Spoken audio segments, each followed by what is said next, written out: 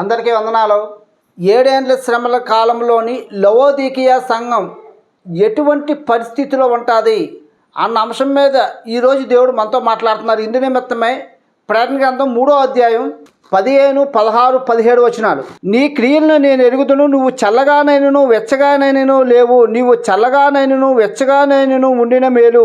నీవు వెచ్చగానైనను చల్లగానైనను ఉండక నులివెచ్చనగా ఉన్నావు గనుక నేను నిన్ను నా నోటను నుమ్మివేయను ఉద్దేశించుచున్నాను. నువ్వు దౌర్భాగ్యుడును, దిక్కుమాలిన వాడును, దరిద్రుడును, గుడ్డివాడును, దిగంబరుడునై ఉన్నావని ఎరుగక నేను ధనవంతుడను, ధనవృద్ధి చేసి ఉన్నాను. నాకేమీ కొదవలేదని చెప్పుకొనుచున్నావు. మనం చదువుకున్న ఈ వచనము అంతా కూడా దేనికోసం చెప్పబడుతుందంటే 7 ఏళ్ల శ్రమల కాలంలోని 10 మంది రాజులు 7 రాజ్యాల వాళ్ళు కలిపి యెరూషలేము మీదకి మహాశ్రమలు కలుగజేయడానికి వస్తారు.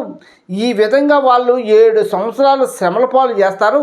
ఈ శ్రమల్లోని మనం చదువుకున్న వీళ్ళు ఎవరంటే ఆ యెరూషలేములో ఉన్నటువంటి ఉన్నతమైన వాళ్ళు, డబ్బున్న వాళ్ళు, స్థితివంతులు, పెద్ద పెద్ద బడా పారిశ్రామికవేత్తలు అన్నమాట వీళ్ళు. అంటే వీళ్ళకి డబ్బు కరువు లేదు, సమృద్ధిగా ఉంది.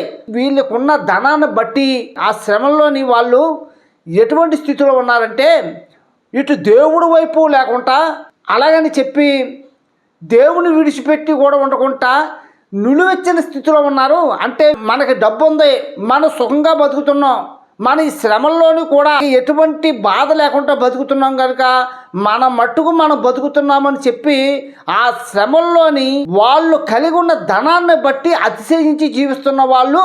అయితే వీళ్ళ కోసం ఏం చెప్పబడుతుందంటే మీరు ఇదే స్థితిలో ఉంటే దౌర్భాగ్యమైన స్థితిలోకి వెళ్ళబడతారు కనుక ఇప్పుడైనా మారు మనసు పొందుకోండి అని చెప్పి ఇక్కడ హెచ్చరిస్తున్నాడు. ఈ హెచ్చరించబడే సంఘమే లవోదికీయ సంఘము. వీళ్ళ కోసమే చెప్పబడుతున్న ఈ వచనాలు అని ఈ వచనం ద్వారా మనకు అర్థమవుతుంది. దేవుడి కొద్ది మాటలు దీవించును గాక. ఆమేన్.